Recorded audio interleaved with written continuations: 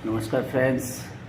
Precautions are always better than the cure, यानी कि इलाज से बेहतर है कि हम जो है बीमारी से बचें, सावधानियां बरतें। मित्रों, आप सब जानते हैं कि पिछले वर्षों कोरोना ने क्या हालात देश में किए थे।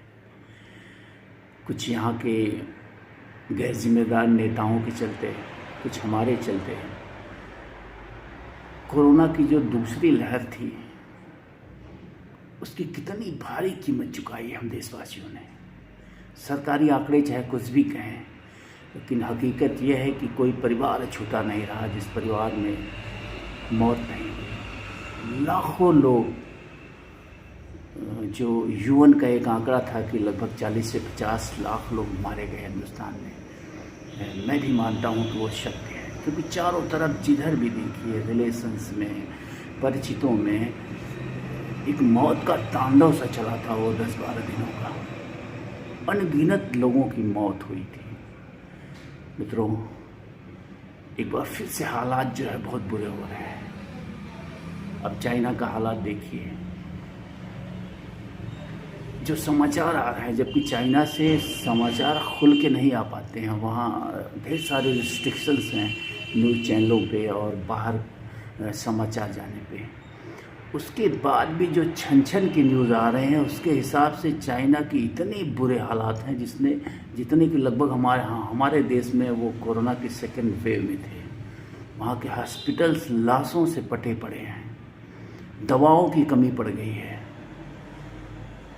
मतलब बेइंतहा बुरे हालात हैं। चाइना जैसे देश जो दुनिया की दूसरी सबसे बड़ी इकोनॉमी है, वो नहीं संभाल पा रही है अपने आप को इस कोरोना के इस नए वेरिएंट से, इस नई वेव से। मित्रों, बहुत सावधान रहने की ज़रूरत है। ये कोरोना आपके देश में भी आ चुका है।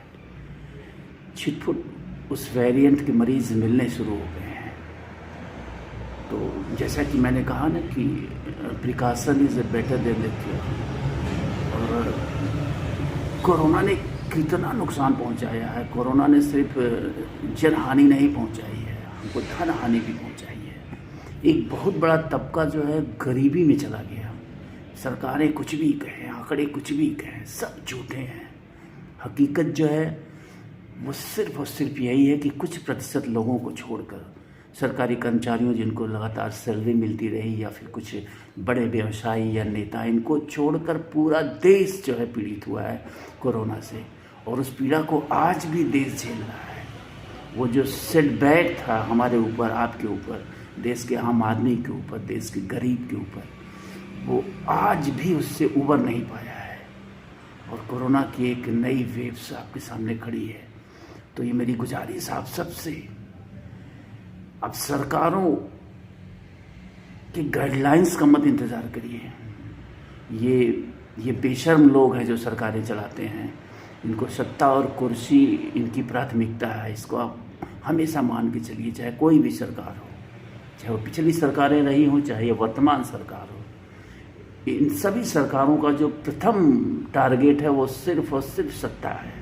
ये सत्ता में बने रहने के लिए आप सबको मौत के मुंह में झोंक सकते हैं। एक बार फिर से पिछली वेव्स में क्या हुआ सब ने देखा।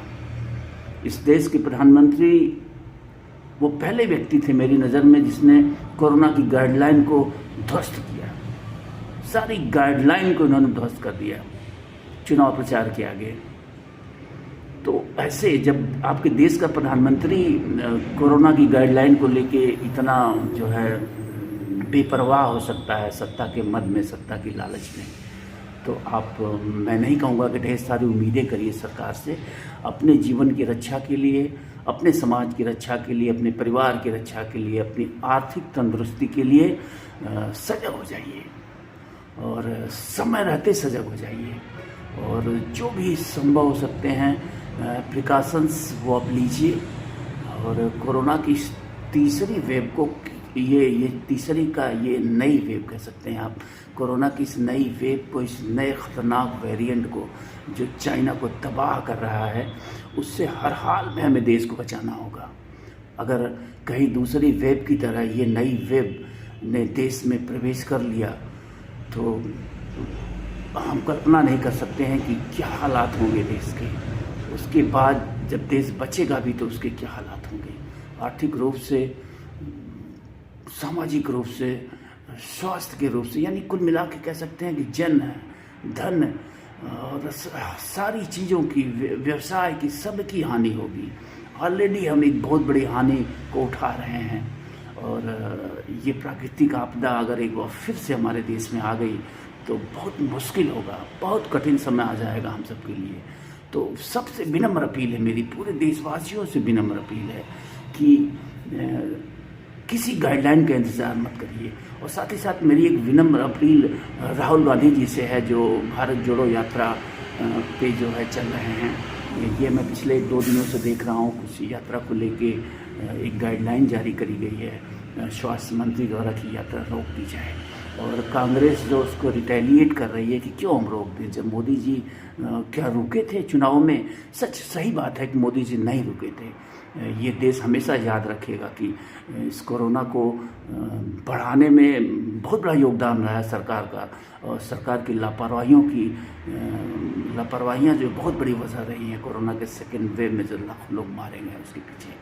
मैं ये हमेशा याद रखूँगा, ये मैं हमेशा आलोचना करता रहूँगा कि सत्ता के लालच में, सत्ता के लिए नेताओं ने जो है लापरवाही की है कोरोना के लेके, पिछले जो भी वेव्स रही हैं। लेकिन राहुल गांधी से मेरी ये अपील है कि ज़रूरी नहीं है कि जो गलतियां इन लोगों ने करी है वही गलतियां आप भी करें। आप एक संवेदनशील इंसान हैं जहाँ तक मैं समझता और मानता हूँ। तो मेरा यही आग्रह रहेगा कि कोरोना की इस वेव्स को ध्यान में रखते हुए मैं रैली ख़त्म करने की बात नहीं कर रहा हूँ, मैं रैली बंद करने की बात नहीं कर रहा हूँ, मैं स्थगित करने की बात कर रहा हूँ। कुछ दिनों के लिए रैली को स्थगित कर देना जनहित में होगा, राष्ट्रहित में होगा।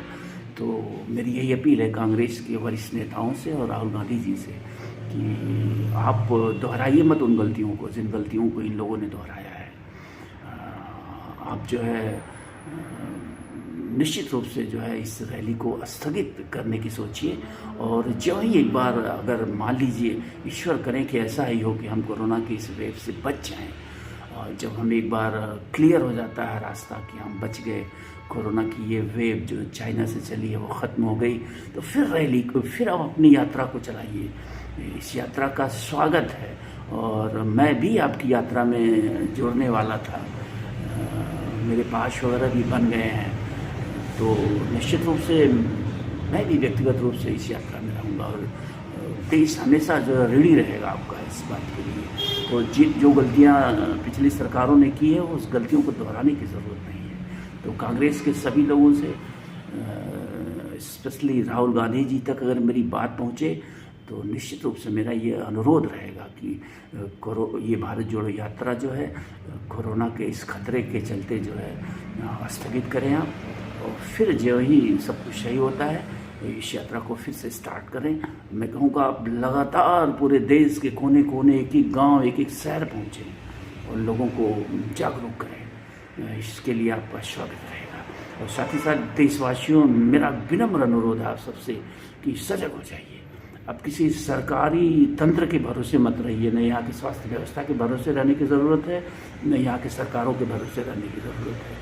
आपका जीवन आपका जीवन है, आपका जीवन आपके परिवार के लिए अमूल्य है। इसलिए समय रहते जो है हम सबको जो है सजग हो जाने की ज़रूरत है इस कोरोना से। तो धन्यवाद।